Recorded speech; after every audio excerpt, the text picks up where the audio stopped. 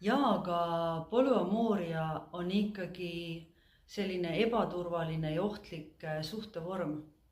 Rääkisin sellest oma 15 aastat praktik olnud sõbraga ja ta ütles, et ei, tegelikult vastupidi, et traditsioonilises suhtes, kui sa oled pikemalt koos, siis see on tapvalt turvaline ja kirevaba, et siis, kui sa võtad kõrvale endale salasuhte, siis kui see välja tuleb, on see tohutu elukrahh, sa võid kaotada nii suhte, nii perekonna, kodu, kõik asjad.